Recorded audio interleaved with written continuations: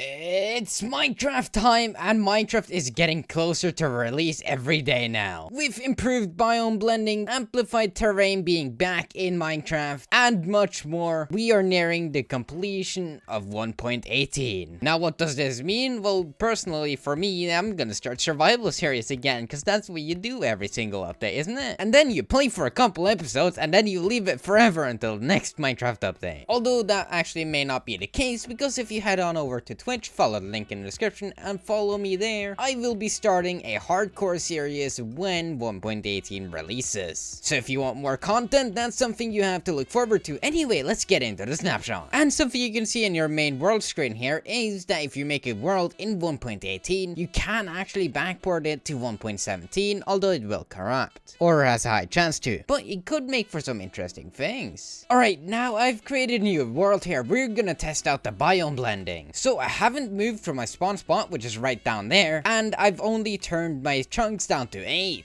And I've seen all these comparisons between like early biome blending and late biome blending in this last one here, but I haven't seen anyone test what happens if you have blocks at the end. So if you were magically a wizard and you managed to not load any chunks outside of where you were building, so say you had some buildings right at the edge, I want to see what happens to those blocks when biome blending comes into play. So we're gonna have one circle at 70 blocks, another circle at 100 blocks, and another one at 130, which we can't actually see, which means it's outside of where it's loaded, or I've loaded rather. So basically it isn't actually existing yet. And we're gonna have another one at 150. Now, we have a jungle biome, we have a plains biome, and a forest, which I am in. Now what happens if I port this to 1.18? First up, we're gonna try 21W43A and see how it blends. So this is the latest snapshot before the actual pre-releases. I can now turn up my render distance so we can see what happened. And I just realized a fatal flaw in my test. I didn't actually know what was outside here, but we can actually check that when I think about it. And as you can see, the new terrain is actually generating because there is a massive mountain here, which I would say is actually 300 blocks out. So we're gonna go back and create a circle 300 blocks out and see if it cuts through the mountain. But this is actually new terrain, and you basically, oh my goodness, you can't see where it was, like where the new terrain and the old terrain meets. And it's pretty mandatory that we check out this amazing hill here, because this is super sick, as this update actually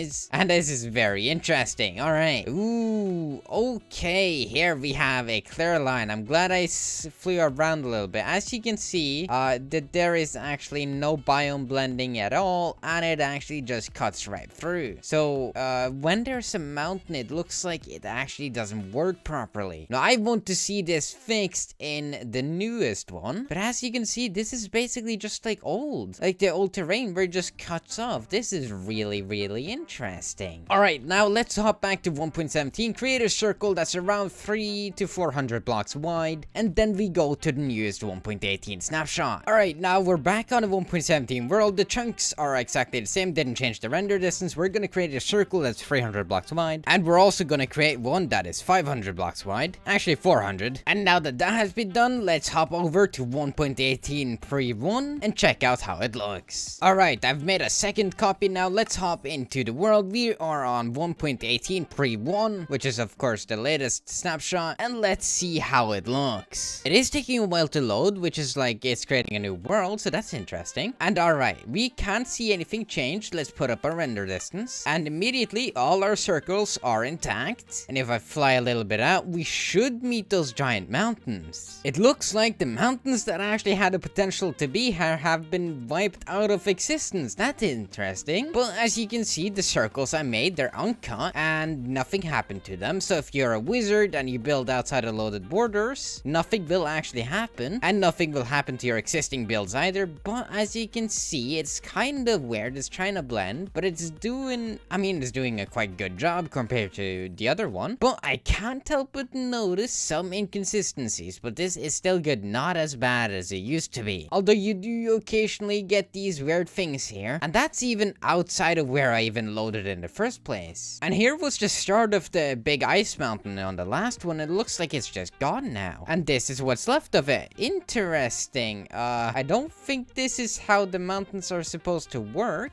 but this is the whole biome biome. What is it actually? So it's Minecraft plains, but there's snow in it. So we looked and found some bugs and inconsistencies. And oh my goodness, it's actually a really cool biome right here. The swamp seems to be fine. We didn't actually see that one last time. There is hilly swamps. Never seen that before. So that's a new one right next to a jungle biome, which isn't what it's supposed to be, but yeah. And we have the hills back here. So maybe my circles are interfering with the biome generator. I actually don't know, but still, everything seems to be fine. And I can definitely confirm, if you somehow are a wizard built outside of loaded chunks, your build will not disappear. So if you are ever worried about upgrading to the newest Minecraft version, you don't have to be worried at all, cause nothing will be deleted. Although I do have a big tip for literally everyone. If you think your game is running a little bad, you should always go into installations, click on the preset you have, so the one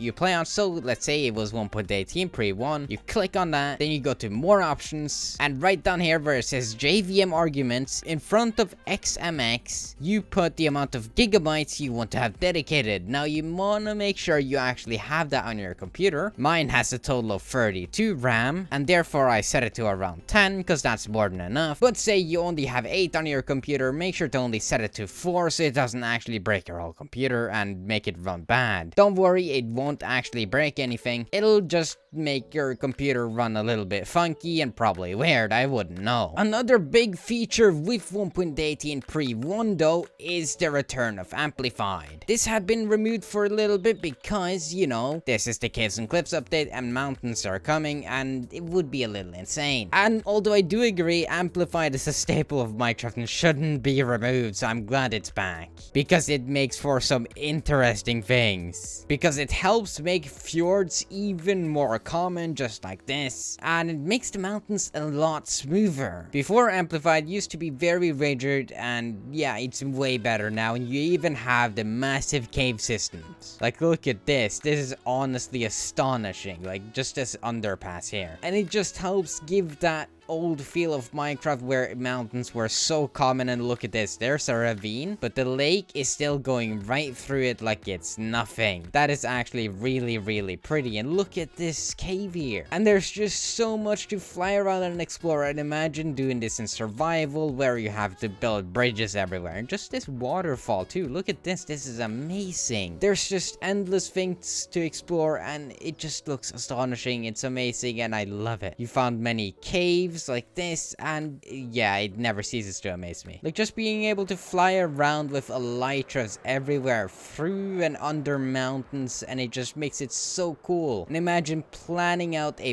big route here, and yeah, just the possibilities are endless. There's also lots more technical changes, but I leave it up to the professionals on Minecraft updates to like give you that sort of stuff, because I have no clue. I just like the easy to read stuff and the cool stuff that you can actually visually see and stuff. So yeah, hope you guys enjoyed this video. Thank you for watching and take care. Goodbye.